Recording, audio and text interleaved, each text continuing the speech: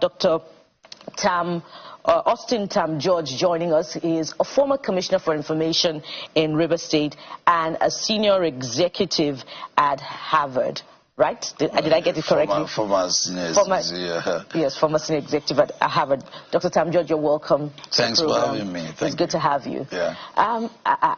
You are from Rivers State. You are a former Commissioner of Information in Rivers State. In fact, you worked with the former governor, Nyesom Wike, and now FCT minister. When you watch, the turn of events in the last couple of months, I wonder how it makes you feel, particularly because of the implications for governance at the grassroots, and how this will pan out eventually.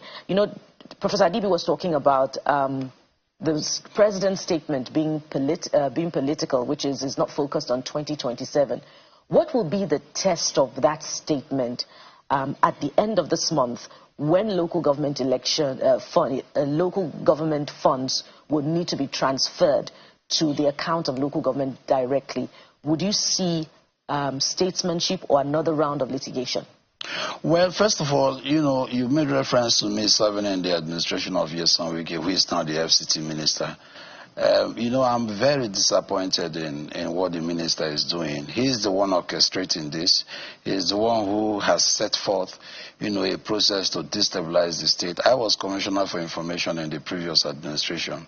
And so I'm highly disappointed in the minister. What I expected him to do was to, focus on his mandate. He's got a clear administrative mandate in the FCT. FCT has one of the worst public schools in Nigeria. He has a full plate there, in order to deliver service, but he's not doing that. Instead, he's focusing on how to destabilize Rivers State. And obviously, the Rivers people are going to resist him at every turn. What I expected, the FCT minister to do was to say, look, I've had my time in government, now I've got to focus on what I have in Abuja. But concerning what is happening now, going forward in terms of the local government elections. The elections were very peaceful on Saturday. All the 23 local government areas, the LGAs, the LGA chairmen have now been sworn in by the governor.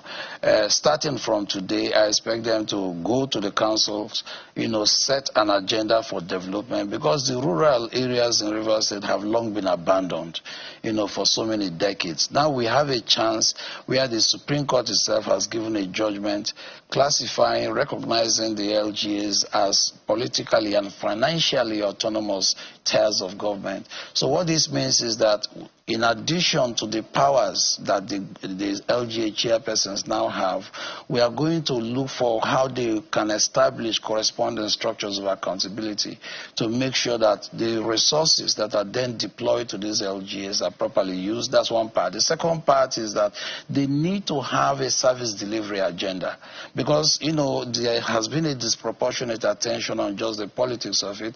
What about the actual service delivery component of it? That has never been in the discussion, unfortunately, over the past few decades. So what we need to see now is a clear developmental agenda that will be led by the governor. In fact, I expect the governor to have a quick retreat with the LGA chairmen, chairpersons who have just been elected, to say, look, this is the focus. Is it in terms of healthcare delivery system? In Rivers State, healthcare delivery system was abandoned for 8 years. I'm saying this because I was there. I was in the government. What about the states? The governor found out as he came into office that a lot of the schools in Rivers State do not have teachers. So what this means is that, in primary and secondary schools, the governor will have to work with the LGA chairpersons to make sure. Under this current administration, yes, a lot of the teachers, schools do not have teachers. Yes. Despite the huge investment in infrastructure under the past administration. Yes, under the past administration of Nyesom Wike. So what the governor is doing now is to try to recalibrate the system to make sure that he brings effective, administration to the state. So for God's sake, let us allow Governor Fubara to do his work. Now that we have democratic structures in the LGAs, let them work with the governor and deliver service to over 8 million people who are residents in Rivers State. We do not have time for distractions, and I'm fully in support of the governor, so that he can deliver service to the people. Do you worry for the funds of local governments in Rivers State that they may not be transferred due to the many litigations? No, I have no worries at all. I mean, the elections have been conducted, the chairpersons have been sworn in, they are now democratically elected, which is a major fulfillment of, the Constitution. If you have any reservations about the elections that have just been conducted, there is an adjudicatory process that you can take advantage of. You go to court and litigate it. Rivers State has the High Court, so you litigate it. I suspect that in the coming days, maybe, the panel will be set up, for any litigations or complaints about the process. So you follow due process and litigate it. While the litigation is going on, the business of administration of the state and all the LGAs must go on. So I expect... But what would happen if those funds are merged in litigation? No litigation can stop allocation to local governments. This is a statutorily clear matter. The local governments, the states will have to receive their allocations as normal. If you have any doubts concerning the legitimacy of the electoral process, however, follow the adjudicatory process, litigate it, and let the decision be made by the courts. So what would be the options be for Governor Fubara if those funds are withheld? The funds cannot legally be withheld, in my opinion, because the elections have been conducted. The local government chairpersons have been sworn in. The requirements for a democratic system has been established. So there is no basis in law for anyone, to withhold the funds. But I recognize that there is a desperation on the part of the FCT minister to try to, first of all, create conditions for the declaration of a state of emergency, which has not succeeded so far because there are no conditions. Now, secondly, I expect them to, send, all kinds of frivolous petitions to the federal government to try to withhold funds. That would be manifestly illegal because there is no basis for that. So I believe that the allocations will continue to be, made to the state government and to the local government area so that they can deliver service to the people. You can't withhold funds because of the feelings of a single individual. It will be manifestly illegal for the federal government to do that. And I suspect that no federal government responsible, enough, and caring enough for the welfare of the people will withhold funds, which means that civil servants will not be paid, developmental projects will not be executed. That would be a manifestly legal thing to do. I don't think the federal government will do that. Well, the coming days will prove, a test for that situation. But Dr. Tam George, you have worked with former Governor Wike and now FCT Minister in the past, and I recall that you resigned your appointment, somewhere down the line, I think during the first tenure. Am I correct? Yes. Now, Governor Bala Mohammed, who witnessed the swearing-in, said on Sunday, that was yesterday, that of course measures for reconciliation will be explored, that you cannot throw away the baby with the bathwater. Those were his words. And he says that because, of course, the current governor and the former governor have come a long way. From your experience working with former Governor Wike, what would you project to be the outcome of efforts of reconciliation, which would not be the first, by the way? Well, look, to be honest, Nyesom Wike is not a rational actor. He's an autocrat. He's either his way or the highway. So if you are talking about reconciliation, I suspect that what Bala Mohammed must be referring to is to suggest that this is somehow a personal problem. This is not a personal problem between for the FCT minister and the governor. What I think, is unfortunate is that the media has somehow characterized this as a personal problem. I don't see it as a personal difference. What I see is that there is a struggle between wish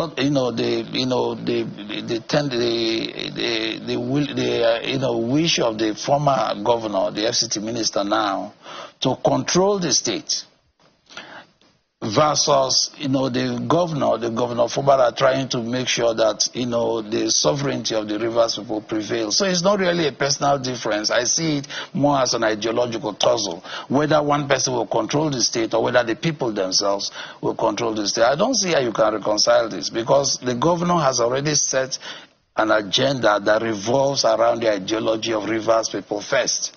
So if the FCT minister wants to work with the governor, it should be around the notion of service delivery to the people, recognizing the sovereignty of the people, making sure that resources meant for Rivers State are used for the development of Rivers State. This is what the governor's agenda is. So if they are talking about reconciliation, it has to be the FCT minister accepting that the people's wish in Rivers State must prevail. So it's not really a personal difference.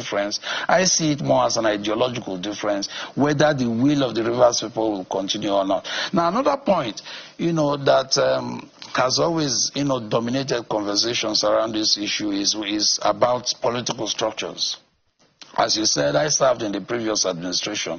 The previous administration failed. I personally resigned from the administration because I had fundamental objections about public policy, about the direction of the state under the Wike administration. For instance, we had the highest number of out-of-school children in the South because teachers were not paid for 8 years.